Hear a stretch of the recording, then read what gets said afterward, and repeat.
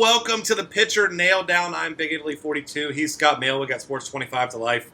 This isn't a particularly pretty slate for pitching, to say the least, but there are a few options to consider, and obviously you have to consider some options because you can't just roll without a pitcher, so especially on DraftKings where you're going to need two. So that's where it's going to get really tough, but we'll help you out with a few guys that are in decent spots, give you some reasoning, tell you the guys you should be looking at, the guys you should be avoiding, things like that. So I'll let you go first. You tell me your favorite play for cash games, why you like him. I'll tell you if I've got him, and then I'll tell you someone else that I like. Right. I mean, there's no one that I would say I absolutely love on this slate. Honestly, probably my favorite pitcher today, as much as I hate to say it because I don't think I've played him all year, is C.J. Wilson against the Yankees. In two of his last three games before he got roughed up a little bit by Houston, he'd gone 7+. Only gave up one earned run combined against Arizona and Oakland, which are pretty decent offenses, not great. 17 strikeouts in those two games. Has gone for 7 or more strikeouts in, I believe, 5 of the last 6. He's been pretty solid. The Yankees really struggle against lefties. As we know, their lineup's built around lefty power hitters. Wilson's not a guy that I love paying $8,400 for, but in Los Angeles today is a pretty good pitcher's park. The Yankees, like I mentioned, have a ton of left-handed bats. I assume they're going to get some of those guys out of the lineup and play some of their righties. They just don't have any righties that really scare me is the big thing outside of A-Rod. He's the only one that is really troubling to me against C.J. Wilson. Obviously, Chase Headley and Teixeira are both switch hitters. So, I mean, it's not like the perfect matchup. But for today's slate, I think he's my favorite play. I believe he's the most expensive guy in DraftKings, so it looks like they agree also. I mean, most of the projection systems I've seen, I know ours like C.J. Wilson quite a bit today. It's actually one of the lower over-unders of the night. There's not that many below 8 today, and they're right at 8. I have him as a pretty decent favorite. I think last I saw he was minus 130. Not a great favorite, but there aren't any really big favorites on the board today. So I think Wilson's going to be my top cash game option. I think he's fine in GPPs. I don't think he's going to be overowned because he is the most expensive pitcher on the slate. So he's a guy I'm going to be mixing into basically all of my lineups today a decent amount. Yeah, and he'll probably be lower owned because, like you said, I mean, the Yankees have been hitting, not necessarily left-handed pitching, but they've been scoring runs. And C.J. Wilson's numbers actually against these current Yankees, they're 23 for 122 with just 10 walks, 31 strikeouts, batting 189 off him. So, yeah, that's a good call. I mean, if you're paying up, I feel like this is one of those nights where I don't mind going with a little bit cheaper of a pitcher and getting myself some bigger bats because, like you said, C.J. Wilson's a fine option, but no one's a slam dunk. There's no one guy that you have to play. So I like to get creative on nights like this, and one guy that's really interesting to me, especially on FanDuel where he's only $5,400, is Kendall Graveman. Not a guy that strikes out a lot of batters, but he's efficient and he pitches deep into games, which is something you can't say for most of these pitchers on tonight's slate. 7 or more innings in 4 straight starts, 6+ strikeouts in 3 of those 4. And against some decent teams, too. At Texas, went 7 innings, got the win, 4 Ks. At the Angels, at Boston. So not a guy that just jumps out. Like I said, his peripheral numbers aren't great. 15% strikeout rate, 47.8% ground ball rate, solid. His FIP and XFIP aren't great. But, you know, for $5,400 on FanDuel, this is a guy you can get in your lineup. He's had double-digit scoring in 4 straight games. You expect he's not going to kill you. He's not going to go out and get you 20 points ever in his life. But if you put him into your lineup, you can get pretty much every hitter you want at every position. And I don't think that's a bad route to go on slates like this. I like to save myself some money on my cash game pitcher and get a lot of big bats. Because like you said, not a lot of low totals, so there's going to be some runs scored. Yeah, definitely. I mean, another guy I like, it's really similar to Wilson for me, Jimmy Nelson against Philadelphia. Obviously, we know how bad Philadelphia's offense has been. He's a pretty solid minus 143 favorite, although that's not really that solid when you're talking about basically everyone's been over 200 against Philly lately. Yeah. But I believe that's, the second biggest favorite on the board, third biggest favorite on the board, I think. Yeah, Graveman, I should have said, is minus 160. Yeah, Graveman's the biggest one, and then I think Bolsinger, who we'll get to in a minute here, is the other one above him. But at minus 143 against the Philly offense that, I mean, like we said, has just been really, really bad. We talked about a little bit before the show. Jimmy Nelson's one of those guys that I hate playing him in cash games, despite the fact that he's 6,600 today on DraftKings. I'm probably going to have him a ton in cash games, even though I don't really want to. But he's one of those guys that's like 25-plus DraftKings points. I mean, his last 4 games are a perfect example of this. He's gone 28, -2, -3, 27. And, I mean, he's looked great in a couple of those games. He gave up one earned run against the Mets last time out. That was a pretty predictable game. Only had 5 strikeouts, though. Then that game against Pittsburgh when he scored 27, he went 6 innings, struck out 7 guys, looked great. Only gave up 3 hits, and I don't think, he didn't give up a run in that game at all. Pitched 6 scoreless innings, got the win in that one. But then we saw him give up 7 earned runs to Washington and go for -3. We saw him give up 11 hits against Kansas City. Both of those offenses are a little bit better than the ones that he had good games against. So at least he's taking advantage of the good matchups is the thing that I look at with him. So I'm going to be leaning towards him. He's going to be another guy that I mix and match in both cash games and GPPs. I don't feel really strongly about him in either one. I like his upside in both. I like his price in both. There's a ton of stuff to like here. It's just his general inconsistency that I don't like. The matchup's too good for me to ignore, though. So I think it's going to be mainly a mix of him and CJ Wilson for me in basically all my lineups. There's a couple other guys I like, but those are the 2 guys that I'm going to be playing probably far and away more than everyone else on this slate for me. Yeah, and I don't blame you with Jimmy Nelson. I mean, you put it perfectly. He's that guy that you kind of just play him and you close your eyes and just expect him to do what he's supposed to do. And like I said, he has the upside. I'm hesitant in cash games like you are, but with lack of better options, I think he's a fine option because, I mean, you don't get any better matchups than Philly. So, as you know, you just go in, you get a cheap guy with some upside against the Phillies, you go out there and you hope that he gets the job done. I mean, he probably will tonight because he's like I said, he's a good enough pitcher that there's really not a single player in that lineup that just stands out as, the guy he has to pitch around or the guy he has to keep under wraps. So I think he's a fine option.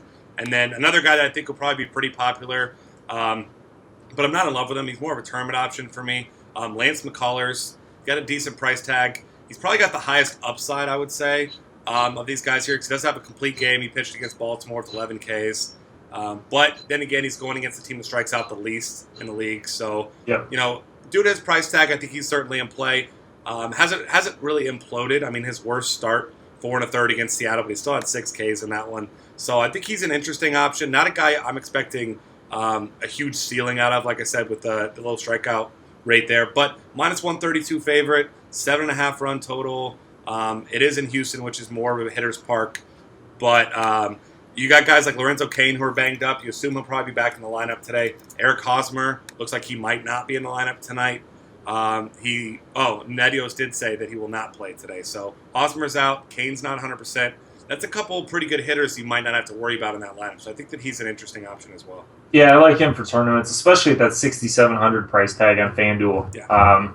I mean, he crushed me last time he pitched because I played him and I got like 8 home runs in my lineup and he only made it through like 4 1/3. So he's definitely a GPP play for me. There's some strikeout upside there. Like you mentioned, if some of these guys are out of the lineup for Kansas City, I think that makes him a lot stronger option. But I don't mind mixing him in. Right around that same price tag on both sites, I think he's 6,500 on FanDuel, is Michael Bolsinger, who's a pretty strong favorite against Arizona. The over-under is 9, which is a little rough for me, although I feel like the Dodgers are going to be the bigger half of that, with Bolsinger as a -158 favorite.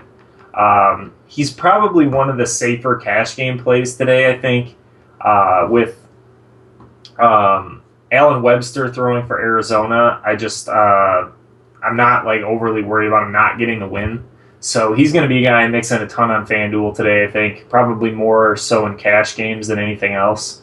The thing that makes it tough there for me is that both the guys I like are pretty underpriced there. Like CJ Wilson's only 7,900, Nelson's only 7,200. McCullers, like you mentioned, is only 67. So I think we're going to see a pretty diverse group of pitchers in terms of ownership percentages today in both tournaments and cash games. It's supposed to be ridiculously hot in Arizona today, isn't it? Like 110 degrees or something like that. Something insane like that. So yeah, so I mean, you got to worry a little bit about him pitching really deep into the game because it's really hard to throw 7-8 innings in 100 degrees. And Bolsinger has been a guy that goes really deep, so he's not a guy that I'm going to be looking at for GPPs probably, despite the price tag. He's going to be more of a cash game option for me, trying to get 5-6 solid innings out of him in a win. Yeah, and especially with that hot temperature, that ball likes to carry as well. So, yeah. it's going to be tough. But like you said, we got to get creative here today because like there's a lot of okay options, nobody that's great. So pick your poison here. If you feel good about one of these more expensive guys, get them. You can still get plenty of hitters in. Like even if you go with like C.J. Wilson, like you mentioned, 7,900, you can still get a bunch of big hitters in here. So outside of that, one interesting guy here. A guy that I've been shying away from. I know you were on him on a couple of his big games. I believe it was the last one, actually. Joe Blanton. He's pitched well in his 2 starts that he's made. Not a guy you have a lot of confidence in, but one good thing, he's pitched 11 innings in those 2 starts. Hasn't walked a single batter. Struck out 11. Got the win both times. Only 7 total hits. But then again, it was Seattle and Milwaukee. Two really light-hitting teams right now. Not very good offenses. Now he gets Houston, so I think he's the ultimate GPP type of play tonight because this is a Houston team that can punish you if you make mistakes. Josh actually pointed out on our FanDuel podcast earlier, Blanton's been throwing a lot less fastballs because his fastball is just simply not very good. He's been mixing in a lot of different pitches, and it's been working well for him. But, I mean, he doesn't have particularly deceptive stuff here, so this is a Houston team with a ton of power that if he makes some mistakes, his night could end pretty early. But they also swing a lot, so maybe he only goes 5 innings, but he gets 7 or 8 Ks, and especially on his FanDuel price at his 5,500, I mean, he's a guy you got to consider in your GPPs. You don't feel great about it because he's just not that good of a pitcher. There's a reason why he wasn't on a roster recently. Yep. But, I mean, he's a guy that certainly has upside against a team that strikes out a ton. Yeah, definitely. No doubt about that. I mean, he's looked pretty good. Like, he's just doing exactly what he has to do, basically, which is keep the ball in the strike zone, get people to hit soft, like, batted balls out to his fielders. And, I mean, Kansas City's defense has been really strong this year. They've been putting up enough runs to get him wins. I mean, there's not a lot that you can argue with what he's been doing. The problem is Houston hits the ball when it's in the zone. Yep. They're more of a team that you need to pitch out of the zone against to get them to strike out. Because, I mean, it's a team that makes really, really strong contact when they do make contact. So that's going to be a tough one for me. He's not a guy I'm looking really extensively at today. I don't mind him as a cheap option. Another guy that I like in a similar situation is Mike Leake that looked absolutely terrible for, basically the first 2 months of the season. Yeah. And then as soon as it turned to June, he's been, rock solid since then. It's been, I think, he's had 5 starts in June and hasn't given up more than 3 earned runs in any of them. Threw 7 shutout innings against Miami 2 starts ago. 7 2-run innings against Pittsburgh. I mean, he's looked much better lately. I have Leak near the top of my projections today. I don't feel great about it with the rain there. It's going to be a little bit hard for him to pitch deep into the game. The wind's blowing out, but Minnesota hasn't looked very good against righties lately. They've been crushing lefties and just turning in some terrible performances against righties with no one really a strong left-handed hitter in that lineup. So I think Leak's okay. He's a pretty decent. I think he's minus 150 favorite, something like that. Yeah. That's going to fluctuate a little bit throughout the day with the rain and stuff like that, but that's a pretty strong favorite. If he can get through 6 innings, give up 2 or 3 runs again, I mean, he's going to be one of the more solid cash game pitchers in the night, I think. If he can pick up the win there, especially on FanDuel for, I think he's, 6,400? Or 66, I believe. Is that what he is, 6,600? Yeah, you're right. No, he's 6,400 on FanDuel. Yeah. I think he's 66 on DraftKings. Okay, yeah. But I think he's a pretty solid play on both sites. Another guy I don't love, but I think has the chance to have a nice game. Yeah, absolutely. And I mean, adding into the fact they haven't been hitting righties very well, now they move into a National League ballpark. So you got Mike Pelfrey, whatever other pitcher is in later, also going to have to be hitting. So that's one less spot you have to worry about because obviously, Mike Pelfrey, he's not Madison Bumgarner. You're not worried about that 9 spot tonight. So definitely an added little bonus there for Mike Leake if the weather holds up. So outside of these guys we've already mentioned, really nobody I feel good about. In fact, all the other guys are guys I'm really picking on. There's one more guy I will throw in there. Nate Carnes. Not a guy that pitches deep into games, but at 6,600, got a strikeout rate of 21.6%. This is a Cleveland team that's just not been very good offense over the past month or so. Pitched pretty well against them at Cleveland on the 19th. 5 1/3, 4 Ks, got the win.